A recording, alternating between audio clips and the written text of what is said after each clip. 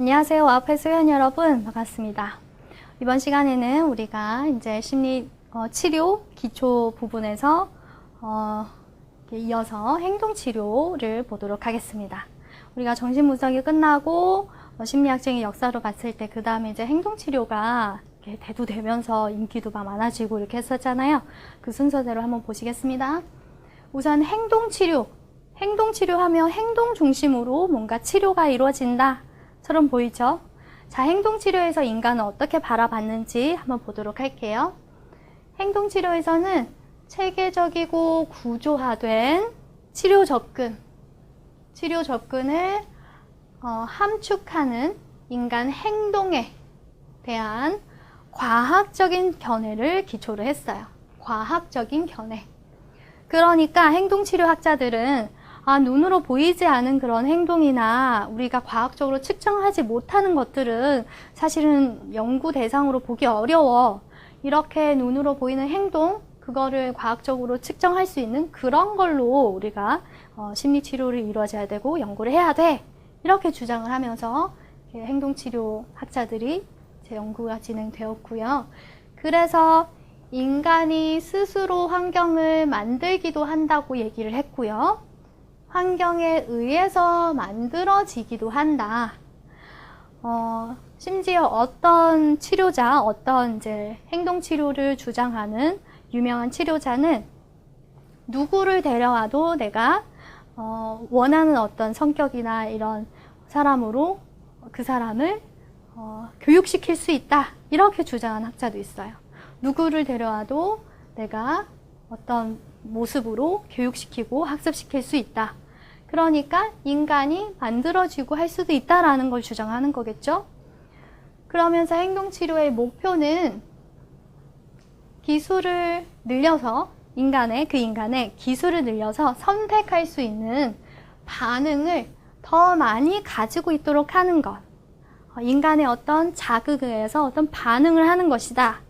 근데 그렇게 반응할 수 있는 거를 기술을 늘려서 내가 원하는 방법으로 반응을 한다거나 이렇게 많아지는 것이 심리치료의 목표다라고 했습니다.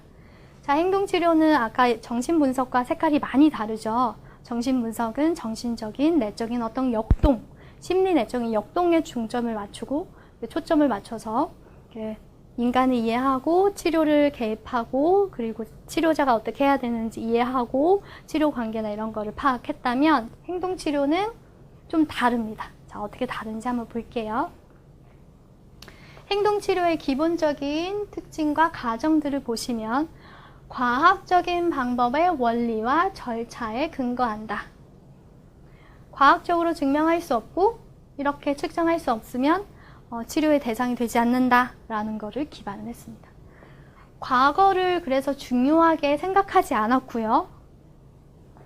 내담자의 현재 문제 그리고 그 현재 문제에 영향을 주는 요인들에게 그런 요인에 관심을 가지고 있었습니다. 그래서 내담자가 자신의 문제를 다루기 위해 구체적으로 어떻게 행동을 할 것이라고 가정을 했고요. 다루기 위해 구체적으로 행동을 할 거다. 그래서 그런 행동을 연구하고 측정하고 하면 된다라고 본 거고요. 근원적인 역동에 통찰 없이도 그러니까 내가 과거에 이런 경험을 했고 그래서 그 경험이 나한테 어떤 영향을 줬고 그래서 그 영향으로 내가 어떻게 됐다. 이런 근원적인 역동의 통찰 없이도 변화가 가능하다라고 가정을 했어요. 그런 거 필요 없어. 과거가 어떤 경험을 하고 그래서 내가 어린 시절 어땠고 이런 거 다 필요 없고 그런 거 없어도 행동 변화가 가능하다. 행동 변화가 자기 이해를 이끈다. 행동이 변화야지 자기 이해가 바뀐다.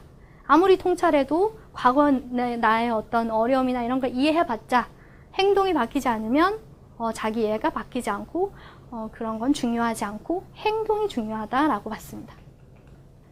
그러면서 평가는 관찰과 자기 탐지로 구성된 진행 과정으로 되고요. 문제 확인하기와 변화 평가하기가 있습니다.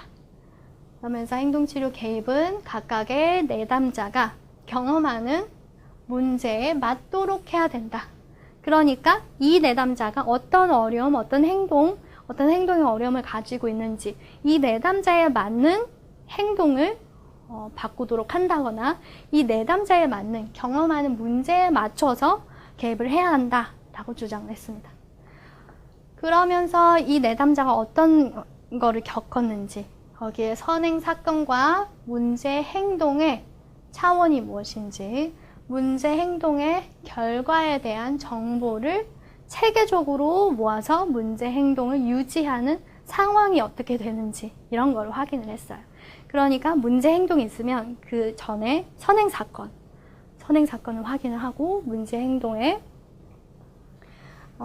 결과에 대한 정보, 그 결과에 또 뭐 어떤 결과 영향을 미치는지 이런 거를 유지하는 그 상황을 확인을 했다. 치료자의 역할을 한번 보시면 치료자는 적극적이고 주도적이며 내담자에게 문제 해결자로서 기능하려고 한다. 그러니까 뭔가 적극적으로 문제 해결과 관련된 그런 플랜을 짠다거나 아니면 문제 해결을 위한 어떤 지도를 한다거나 이런 부분은 이제 적극적인 태도로 취한다.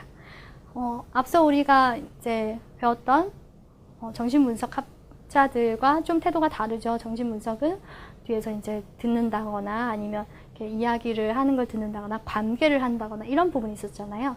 근데 여기에서는 적극적이고 주도적으로 문제 해결을 하기 위해서 나서는. 자, 그러면 치료의 목표. 개인의 선택을 증가시키고 새로운 학습 조건을 창출하는 것. 개인의 선택을 증가시키고 새로운 학습 조건. 치료 과정에서 실시되는 지속적인 평가는 어떤 치료 과정에서 중간중간 평가한다거나 뭐 어떤 평가를 통해서 목표의 달성 정도를 결정한다. 대부분은 그 과정에서 어떤 목표가 행동 중심으로 이루어집니다. 어떤 행동으로 나타나고 그 행동의 어떤 정도, 이런 부분으로 목표 달성의 정도를 결정. 그리고 현대 행동치료는 치료에 관한 결정에서 내담자의 능동적인 역할을 강조하기 시작했습니다. 과거보다는 현대는 내담자가 스스로 정하는 것, 내담자의 자신이 원하는 그런 결정이 중요하다라고 강조하고 있어요. 그리고 행동치료의 목표는 분명하고 구체적이며 내담자와 상담자가 합의하에 만든 것이고 행동 중심으로 이루어지고 있습니다. 그러면 우리가 이제 행동치료에서 어떤 치료 기법이 있을까 이런 부분을 궁금하실 것 같아요.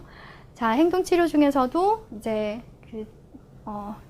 보시면 고전적 조건 형성을 주장한 그런 학파들이 있고 학자들이 있고 또 다른 걸 주장하는 그 학자들이 있는데 그 주장하는 그런 이제 차이에 따라서 치료법이 어떻게 차이가 나는지 어떤 것들이 있는지 한번 보도록 할게요. 자, 우선 첫 번째는 고전적 조건 형성, 다른 이름으로 하면 반응적 조건 형성, 수동적 조건 형성이라고 합니다. 이 고전적 조건 형성은 예를 하나 들면 파블로프의 개 실험. 누구나 아는, 대부분 사람들이 아는 그런 실험이잖아요. 파블로프의 개 실험. 파블로프가 개를 통해서 실험을 하면서 아, 고전적 조건 형성이 일어나는구나, 학습이 이렇게 일어나는구나를 발견을 했어요.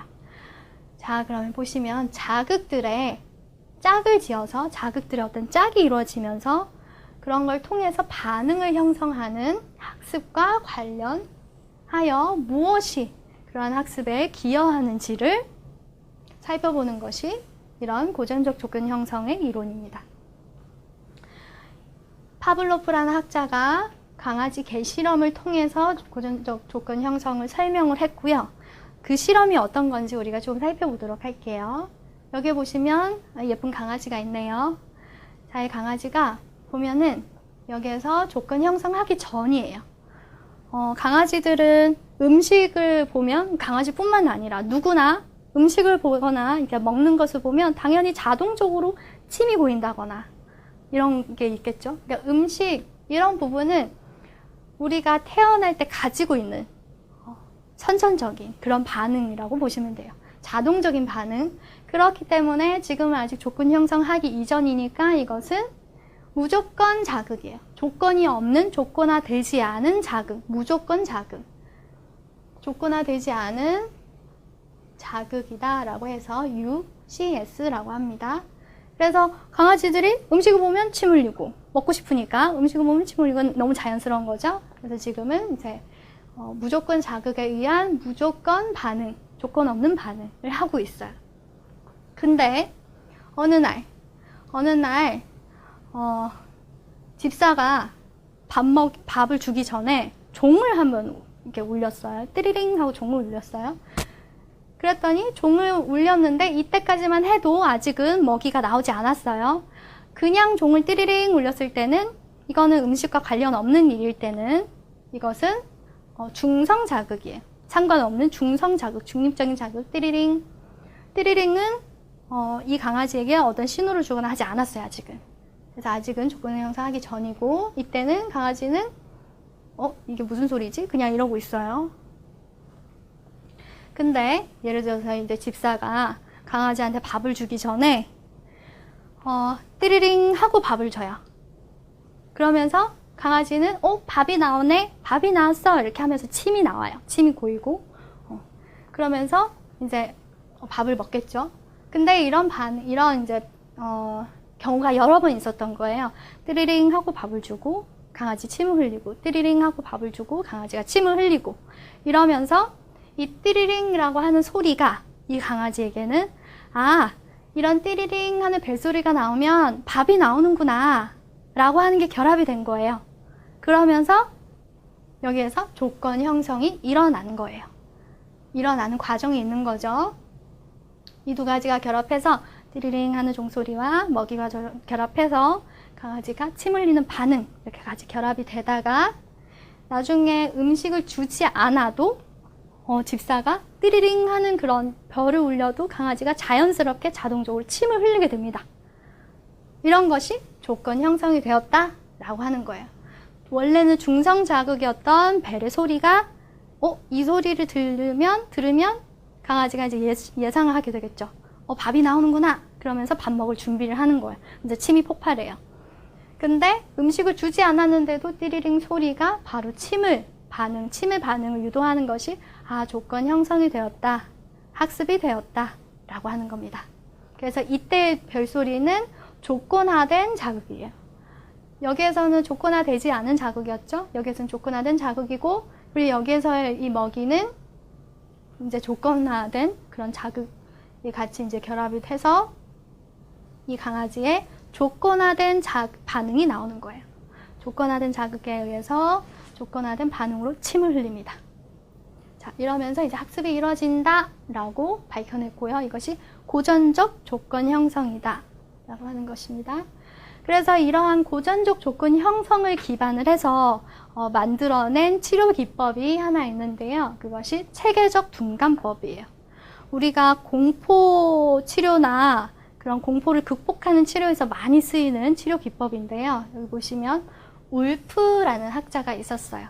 울프라는 학자가 이런 이제 파블로프의 개실험을 보면서 이렇게 조건 형성을 해서 무조건적인 어떤 그런 조건 이렇게 중성적인 그런 자극과 무조건적인 그런 자극을 결합을 하면 무조건적인 반응이 나오고 이렇게 조건화 형성이 되는구나 라는 것을 보면서 그러면 우리가 조건 형성된 그 공포 자극을 역으로 이렇게 활용을 하면 없어지게 만들 수도 있을까라는 거를 의문을 제기하고 이 치료법을 만들었어요.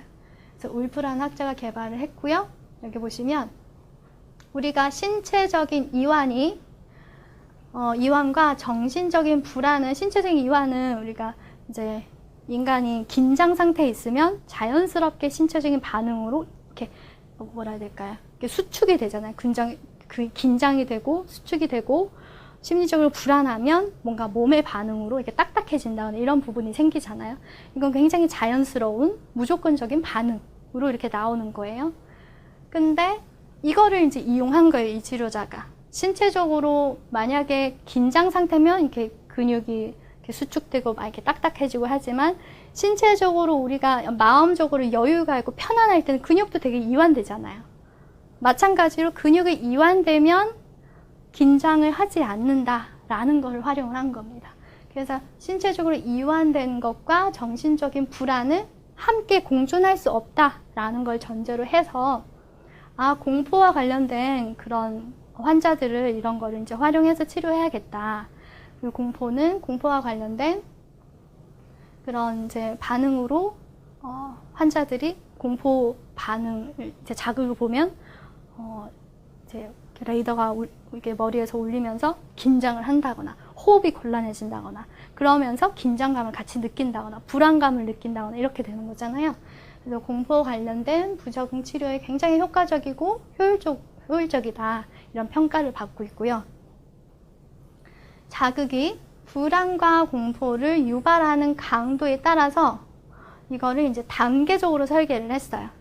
그러면서 낮은 단계에서 높은 단계까지 점차적으로 제시를 하면서 이 자극을, 불안 자극을 조금씩 해소시켜서 불안하지 않도록 만든 거예요. 그래서 체계적 둔감법이에요. 예를 들면 체계적 둔감법은 불안과 공포를 유발하는 강도에서 낮은 것부터 시작한다고 했잖아요. 우리가 예를 들면 뭘로 예를 들까요? 뱀 공포증을 가지고 있는 사람이 있다고 했을 때 가장 높은 강도부터 일단 적는 거예요. 예를 들면 뱀 자체에 대한 공포증이 있어요. 그 다음은 뭔가 뱀처럼 생긴 그런 길쭉한 물건을 봐도 공포 반응이 일어나겠죠. 그러면 어떻게 해줄까?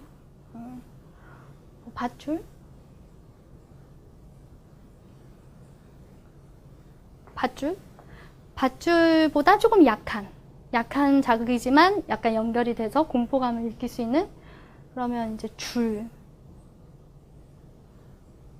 이런 식으로 예를 들어서 이런 식으로 이제 위계적으로 가장 공포스러운 것부터 시작해서 덜 공포스러운 것 이렇게 있다고 했을 때 그러면 처음에 노출을 하는 거는 가장 덜 공포스러운 거에서 노출을 시켜서 이 상태에서 근육 이완을 시키는 거예요. 신체적인 이완.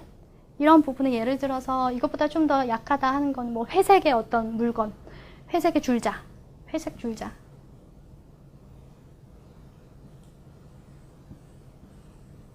회색 줄자를 1m에서 불안을 느낀다 하면 한 2m부터 몇 미터부터 이렇게 뒤에서부터 시작을 하면서 조금 약간의 긴장이 느껴지는 그 상태부터 시작을 하면서 이 상태에서 그걸 바라보면서 신체 이완을 시키는 거예요. 호흡을 시키고 신체적으로 안정감을 느낄 수 있도록 이완시키고 그러면서 이 자극과 나의 신체와 연결이 되도록 하면서 고전적으로 이제 조건 형성이 되어서 이걸 보고 있어도 내가 지금 이완이 되어 있고 긴장하지 않는 그 상태가 같이 결합하도록 만드는 거예요. 그러면서 이거에 대해서 이제 공포감이 없어지도록. 여기에서 만약에 회색의 줄자의 공포감이 없어졌다. 그럼 그 다음으로 실제 줄을 이제 놓고 이거에 대해서 이제 보면서 이완 훈련을 하면서 이거에 대해서 이제 공포감을 편안해지는구나. 뭔가 공포감이 여전히 있다 하면 좀 거리를 둔다거나 이런 식으로 절차를 통해서 하나하나씩 공포 반응을 없애주는 신체 반응을 없애주면서 그거에 대한 불안감과 공포감을 없애주는 소거시켜주는 그런 방법이다 라고 합니다. 마지막으로 가장 공포스러운 것까지 진행이 되면 체계적 둔감법이 되었다 라고 보시면 되겠습니다. 그러면 그 다음으로 이제 고전적 조건 형성을 이제 이런 걸 밝히고 하면서 조건 형성에 대한 연구들도 막 일어났어요. 여러 학자들이 이거에 대해서 같이 학습이 이렇게 일어나는구나 이러면서 관심을 기울이면서 연구가 진행이 됐는데 고전적 조건 형성 그 다음에는 조작적 조건 형성이라는 것을 어떤 스키너 학파부터 시작해서 여러 학자들이 밝혀냈습니다. 조작적 조건 형성은 다른 말로는 능동적인 조건 형성이에요. 우리가 아까 말씀드렸던 고전적 조건 형성은 수동적인 거였잖아요. 무조건적인 그런 자극, 무조건적인 그런 반응을 일으키는 무조건적인 자극과 중성 자극이 결합을 하니까 무조건적인 반응이 이제 조건 반응으로 이렇게 만들어진 거. 하지만 여기서는 조작적 조건 형성을 했다. 뭘까요? 자, 행동에 따르는 결과에 의해서 어떤 행동을 했더니 어떤 결과가 일어났어요. 그 결과에 의해서 주로 영향을 받은 행동 유형에 관한 학습이 포함된다. 자, 예를 들면 읽기, 쓰기, 운전하기, 포크 등 도구를 사용해서 밥을 먹기 등이 조작적 행동으로 나타나는 것. 행동치료의 조건적 기법은 부모 교육이나 뭐 체중 프로그램이나 이런 데에 많이 쓰인다고 해요. 그러니까 조작적 조건 형성은 내가 어떤 행동을 했더니 이런 결과가 나타났어요. 그래서 이 결과에 대한 나의 본인의 어떤 판단이 들어가는 거예요. 이 결과가 좋아 라고 하면 조건 형성이 더 일어날 거고 그러면서 학습이 일어난다. 이 결과가 좋지 않아 라고 하면 이 행동이 없어진다거나 소거가 된다. 그래서 능동적인 조건 형성이다 라고 했습니다. 그러면 여기서 어떤 것들이 있는지 한번 볼게요. 조작적 조건 형성의 기법을 보시면 이렇게 4가지가 있습니다. 여기 보시면 되게 비슷비슷한 용어들인데 한번 어떤 차이점이 있는지 볼게요. 정적 강화. 아까 이제 조건 형성이 되려면 이거에 대해서 나 이거 좋아 라고 하면서 더 한다거나 그래서 어떤 강화가 일어나는 그러면서 행동이 되고 학습이 되는 그러면 강화 중에서 정적 강화가 있고요. 부적 강화가 있습니다. 자, 정적 강화는 행동에 대한 결과로 사람에게 가치 있는 어떤 것을 제시하는 것. 그 반대로 부적 강화는 불쾌한 상황이나 자극으로부터 회피 또는 제거하는 것. 쉽게 얘기하자면 정적이라고 하는 거는 플러스 되는 거예요. 강화는 행동이 많아지는 걸 의미합니다. 자, 강화랑 처벌을 우리가 플러스 마이너스로 할게요. 그러면 강화는 플러스, 처벌은 마이너스. 그러니까 행동이 뭔가 많아지는 거는 강화된 거예요. 행동이 많아진 것, 그래서 행동이 플러스 된 것, 많아진 것. 행동의 어떤 처벌은 마이너스 된 것, 적어진 것으로 이해하시면 되겠습니다. 그러면 정적 강화는 뭐냐? 정적은 어떤 자극을 제시해줘서 자극을 주는 것은 정적이고 자극을 빼는 것은 부적이에요. 자극을 주는 것 정적, 빼는 것 부적이에요. 잘 기억해 두세요. 자극을 주는 것은 정적. 그래서 자극을 주면서 행동이 더 많이 일어나도록 하는 것. 그러면 정적 강화. 반면에 자극을 빼서 행동이 더 많이 일어나도록 하는 것. 부적 강화. 이걸 다시 볼게요. 행동에 대한 결과로 사람에게 가치 있는 어떤 것을 제시하는 것. 그래서 행동이 더 일어나도록 하는 것. 이게 어렵다면 어떤 자극을 줘서 행동이 일어나도록 하는 것. 부적 강화는 어떤 자극을 빼서 행동을 하도록 하는 것. 자, 그러면 그 다음은 정적 처벌이에요. 정적 처벌은 마찬가지로 어떤 자극을 제시해서, 자극 제시해서 행동이 줄어들도록 하는 것. 처벌입니다. 자, 그러면 부적 처벌은 어떤 자극을 빼서, 자극 주지 않는 걸로 해서 행동이 줄어들도록 하는 것을 이야기를 해요.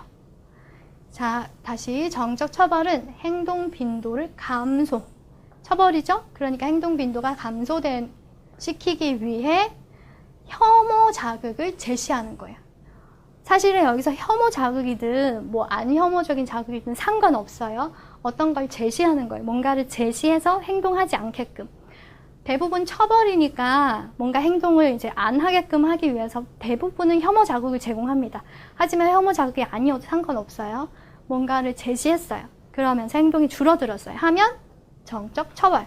근데 행동을 이제 자극을 뺐어요.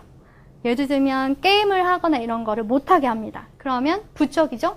게임을 못하게 하면서 숙제를 등교 안 하는 걸 더 많이 하게 한다. 그럼 처벌인가요? 강화인가요? 이 기준이 어디에 있느냐에 따라서 이게 달라져요.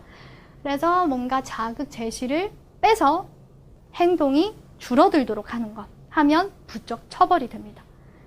이게 약간 헷갈려서 이게 무슨 소리지? 이게 어떤 거지? 헷갈릴 수도 있어요. 하지만 기준은 그냥 여기에 두시면 됩니다. 뒤에 말보다는 뭔가를 자극을 준다 하면 정적. 그래서 행동이 내가 원하는 또는 우리가 이제 그 목표로 하는 행동이 많아진다 하면 강화. 자극을 뺀다. 그러면 부쩍. 빼서 행동의 빈도수가 올라간다. 강화. 행동의 빈도가 내려간다. 처벌. 이렇게 이해하시면 됩니다. 자, 이거를 조금 더 이해하기 위해서 우리가 이제 표로 하나 만들었는데 여기에 보시면 자극의 제시죠. 정적은 자극의 제시입니다. 부적은 자극의 제거예요. 그리고 강화, 표적 행동의 증가입니다. 이것이 처벌은 표적 행동의 감소. 그래서 뭔가 자극 제시하면서 강화시키는 건 정적 강화, 자극 제거하면서 강화를 시키는 것 부적 강화. 예를 들어 볼까요? 자극 제시. 돈이 자극이라고 했을 때 돈을 주면서 청소를 하게끔 한다. 그러면 돈이라는 자극이 제시되는 거죠. 그러면서 청소를 하게 하는 행동을 증가시킨다 하면 정적 강화에 들어갑니다. 그 다음은 어떤 자극을 제거해서 행동을 강화하도록 하는 것. 예를 들어서 청소하는 거를 빼주겠다. 청소를 빼줄 테니 숙제를 언제까지 해라. 뭐 이런 거를 한다고 했을 때 그러면 어떤 청소하는 그 행동, 그 자극을 제거하면서 숙제하는 행동을 목표하는 그 행동을 증가시킨다 라고 했을 때는 부적 강화가 됩니다. 여기에 이제 예를 하나 더 들어보면 하나씩 더 들어볼게요. 자극을 제시를 하면서 행동을 감소시키는 것.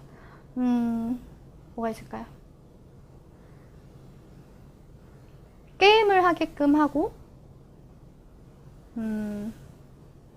지금 바로 예시가 떠오르지 않는데 어쨌든 이 표만 기억하시면 되겠습니다. 어떤 것이 정적이고 어떤 것이 부적이고 무엇이 강화하고 무엇이 처벌인지. 자, 그 다음에는 우리가 이제 앞서 우리 조건 형성에 고전적 조건 형성이 있었고 이제 조작적 조건 형성이 있었잖아요. 강화나 처벌을 통해서 행동을 조절하는. 그 다음은 학습이 꼭 고전적으로 일어나거나 강화로 일어나는 게 아니라 사실은 사회학습, 모방을 통해서 일어나는 거야 라고 주장하는 학자가 있었어요. 그 학자가 반두라라는 학자인데요. 사회학습 이론을 주장했습니다. 여기에서는 환경과 개인적인 어떤 요인, 예를 들면 믿음이나 뭐 선호도나 기대, 자기 인식, 해석, 환경과 개인의 요인, 그리고 개별 행동, 이 세 요소 간의 상호작용이 중요하다. 이런 것이 이런 학습에 포함된다 라고 했습니다. 자, 사회학습 이론의 이론 접근에서는 인지적인 과정에 의한 환경에 대한 행동이 결정된다고 봤대요. 기본 가정은 자기 주도 행동 변화의 능력이 있다.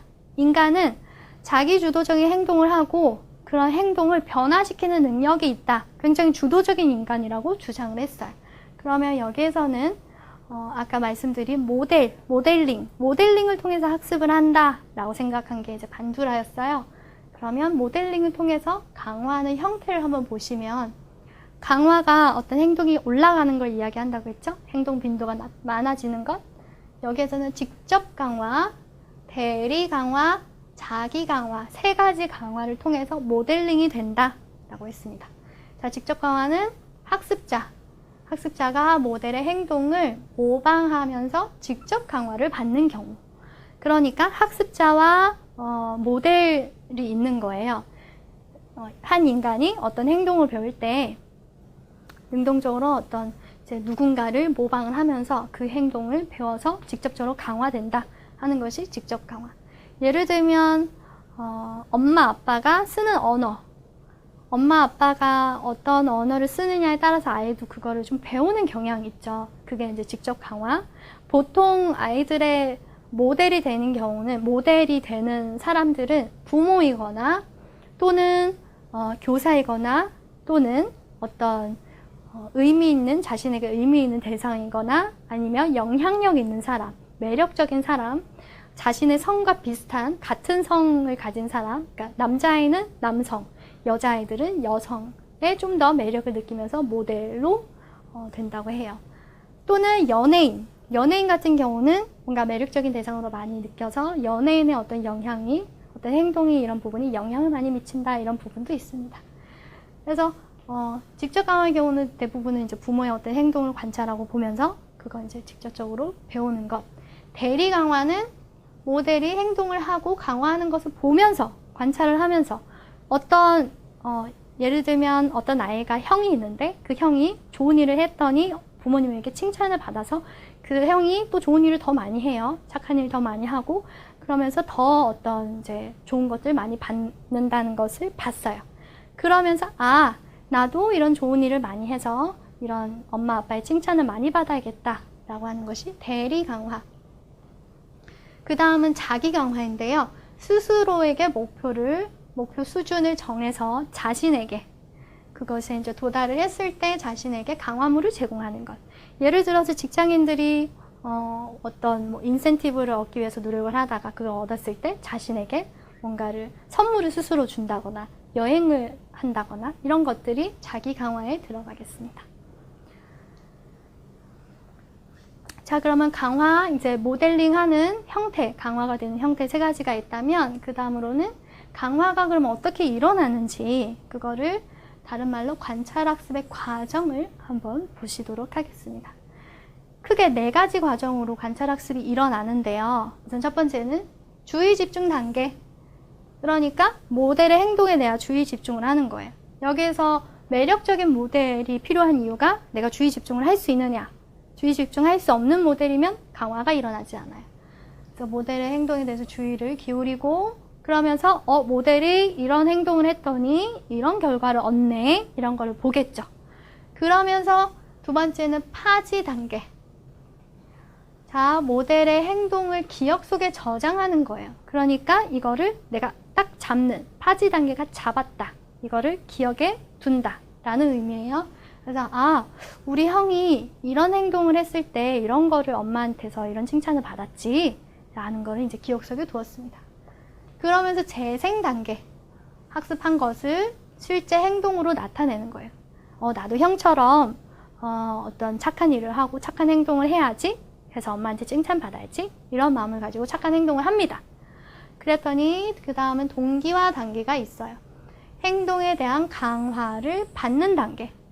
이때 아이가 어떤 착한 행동을 했습니다. 예를 들어서 집 청소를 하거나 자기 숙제를 열심히 했어요. 그러면서 기대하는 바가 있겠죠? 엄마한테 칭찬받는 것. 그랬을 때 엄마가 칭찬을 해줬습니다. 그러면 강화가 플러스 된 거예요. 그래서 강화가 돼서 그 행동을 계속 유지를 합니다. 하지만 여기에서 강화가 일어나지 않는다. 동기화 단계에서 강화가 일어나지 않는다. 되려 처벌이 일어난다. 예를 들어서 이거에 대해서 뭔가 잘했다 이런 게 아니라 뭔가 다른 처벌이 일어난다거나 했을 때 그러면 이 행동이 강화가 되지 않고 학습이 되지 않는다 라고 보시면 됩니다. 내가 이렇게 착한 행동을 하고 숙제도 열심히 하고 청소도 했더니 엄마가 칭찬하는 게 아니라 짜증을 냈어요.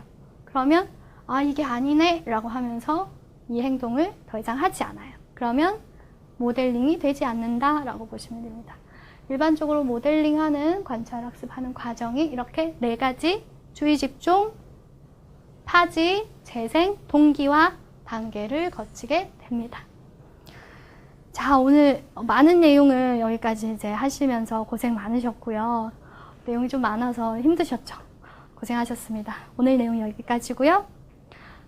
다음 시간에 다시 뵙도록 하겠습니다. 감사합니다.